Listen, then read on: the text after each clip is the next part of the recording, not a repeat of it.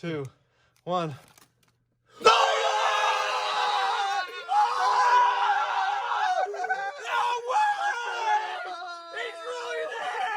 So how are you fitting sports cards into your day? That was my question. Yeah, right now I'm not these last 5 weeks, which sucks. Obviously the Pokemon thing is hot and heavy. So, you know, I like am super aware between Logan, between Logic. And then I'm aware of like The Rock sharing about his Bumblebee rookie card.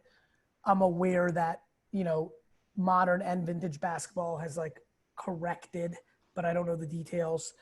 So I'm like, because I'm around all these guys at 1:37 p.m. and all this other stuff, I'm aware-ish. I still like, I'm glancing at the threads that I'm in, but literally 9 weeks ago, I'm contributing to my sports card threads 23 times a day, a minute here, a minute there. I've just been really quiet. And what's really cool about it, actually, and it's like a good topic of a conversation, it really speaks to how much of a marathon runner I am in this game. Like it's why I think what I've realized about my own self of like what I think is like last week, like yesterday or 2 days ago, I was like, oh man, fuck man, I really hope this COVID shit gets cleaned up because I'm dying to go to the National in August. And I'm like, it's gonna be so fucking epic. And I'm like sitting like 5 weeks kind of MIA, 9 months away. And like, that's how locked in I am that it's like a sustainable thing right now. What I also like, and I have no optics into this, I got to get back on social and do some homework, but hopefully I'll be able to do that here at some point before the end of the year, is I think a lot of kids learned a lot of lessons in the last 10 weeks. Oh yeah. Tons. You know, like I hope, you know, I have no idea because I don't, maybe one of the four of you can help here. I can't imagine Bol Bols are priced the same way they were 6 weeks ago. It's the Project 2020 effect. Everybody starts buying the same exact thing, and then 2 weeks later, everybody's trying to sell the same exact thing. And that's going to be good for kids because somebody's holding the back. You know, there's a kid right now, you know, and I don't know, you know, Bailey, I don't know if you can give me the exacts here, but like on a Prism PSA 10, like, or if anybody's got any example, but like some kid, I'm going to make this up, whether it's Bol Bol or something else. Some kid, you know, buys in at $100 or $90 a pop, and right now it's $22. They bought 39 of them. Like that hurts. Yeah, I mean, literally, I bought a LeBron James Prism PSA 10 2 months ago even, for $500, and now it's $200. So like, I'm in the same boat. You mean first Lakers or first? Yep, Lakers this year's. Yep. Yeah, I mean. Yeah, that's new age coming in though too, right? That's some of the. It's a little embarrassing, to be honest. Look, I mean, the question becomes what happens next year. What happens if LeBron wins again? Like, listen, I personally have never, and Lou knows this, I don't think I have a single first Prism.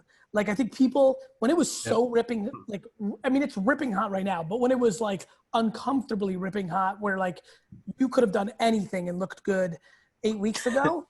Yeah, right. True. That's when some of the hot takes got so long tail of like, oh, well, I'm going to let like first Prisms are a thing. You know, like let's like first Prisms, like 2013 short print. So like everyone's first Prisms a thing. And I'm like, yeah, but really, like, how does that play out? Like everyone's like second years and like everyone just like, that's what happens when there's so much demand. You start looking for other angles. For me, it was and it will be. Give me the 75 best players in like net perspective, like Ronaldo, Messi, LeBron, Kareem. Talk to me about like that feels good to me. And then because it's fun, because those guys aren't playing. You know, for me in baseball, it was like Soto and Acuna. Even more than Vlad and even more than Tatis Jr., who I adore. Like, I just don't see a scenario unless major injury, which is always in play. I call it the Derrick Rose, Bo Jackson, you know, the rule, right? I lived through Bo Jackson because I was a collector there. And had I been in the culture like this, I would be so long Derrick Rose, year 2, year 3, Derrick Rose, right? Year 1, Derrick Rose, right? So, you know, so I like buying that. I like, you know, you got to buy a kid or two because it's fun. You like vintage, right? Like you like vintage. Ben, I'm so deep vintage, and I'm like, and vintage like really excites me. Safer, I feel like. I think so. I'm looking at the Bol Bol prices, by the way, and it's 150. He was selling for 150 on July 22nd, and now he's down. Yesterday's sale was 120. So that's not bad. Yep. So it's about the same. But I'm sorry. That's wait a minute. Wait a minute. One more time. 150 to 120. So he went from 150 on July 22nd, and then his high was on August 17th at 455. So 455. And then he went immediately to 455 right after that dunk in the practice game. And now he's 120. And now he's 120. So yeah, I mean, like, you know, that's the thing. That was kind of the peak for a lot of things, though, too, in the sports card world. That's when you know, all soccer cards were hot and fire, and I still think soccer is entirely underpriced in players like Messi and Ronaldo, and pretty much any of their cards if you wanted. But that heat is kind of coming down, right? I mean, I feel like Gary said earlier, it's all settling down, and it's kind of regulated itself to where from here on out, there's going to be a whole probably new set of rules, I would think. I think that's right. And then a new break. I mean, like, look, you know, Pope Logan, Logic, The Rock, like there's a whole set of broad awareness happening right now. And I think you'll appreciate this. I was yelling a year ago. I'm like, I'm not going to be even closest. Like, you think I'm a big social media follower? Like here's The Rock. Here's LeBron talking about his rookie card in postgame. Here's Logic, the rapper. Here's Logan Paul, who has way more social media followers than me. So I'm like, and I still don't think we've even started. And I would argue, don't let LaMelo Ball, you know, drop 39 in his first game I don't expect that based on his game. That's so true. But don't let it happen, because then, you know, you're going to see insanity. And you know, I think that I think the Pokemon thing, if you look at the IP of Pokemon, is in a really good spot. And then the other thing I'm thinking about, like, you know, my brother and I, with Vayner Sports, the hat I'm wearing, have gotten very heavy into MMA. We're signing all sorts of people. We made an acquisition. We signed that acquisition. His contract expired somewhere else. Lloyd Pearson, who like came with a punch guys, Aljo Sterling, who got announced the championship fight today. Like, so I'm like super getting into MMA. We just signed the heavyweight champion of the world, Stipe Miletich. You know, we're working on 2 or 3 big announcements, and I can feel myself like watching every Saturday ESPN Plus. Like, and so like I'm like, I know what's about to happen. Like, it's gonna get to winter break. I'm gonna be red hot on our real business with the MMA stuff, recruiting. I'm gonna have time. It's going to be December 24th. I'm Jewish, so that gives me even more time.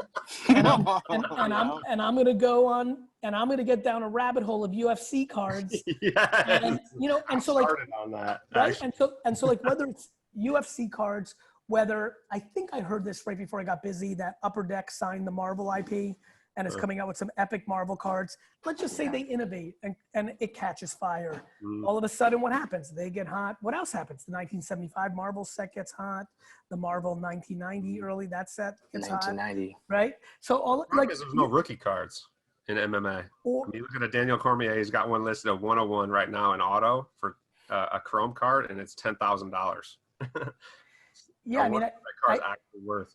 I think you know, MMA is going to be an enormous sport. Then you're going to have, you know, what's going to happen. Somebody's going to put the proper esports set together. Yep. Food is going to have an auto and right. And then what's going to happen is some 213th prospect in baseball next year is going to hit 20 homers in April.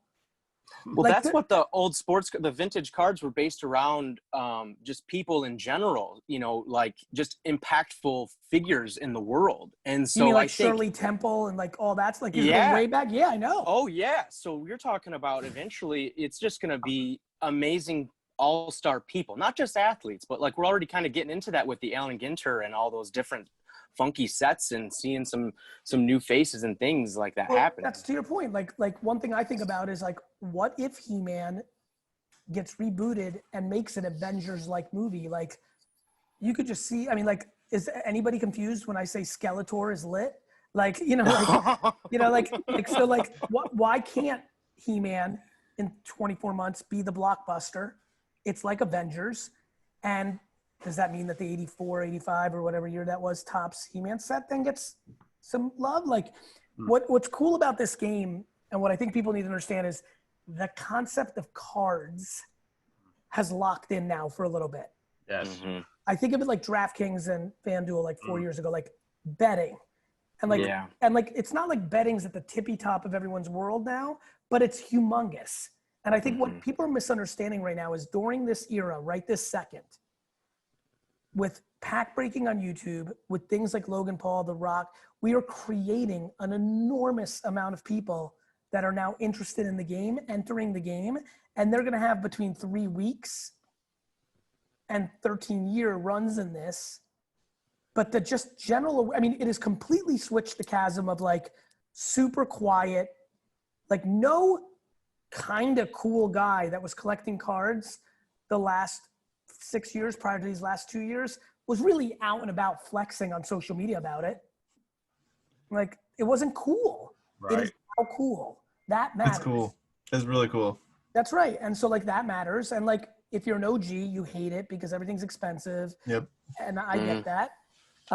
If you're a flipper kid, you're pumped when you're making money. You're dead when you're sitting on 7 Bol Bols at 435 because you were positive it was going to go to 1,000 and you didn't move fast. Like, I mean, there's a kid right now who bought them at 380, got busy for a week prepping for college or went away, like got caught, didn't want, you know what happens. You've all lived it. I lived it.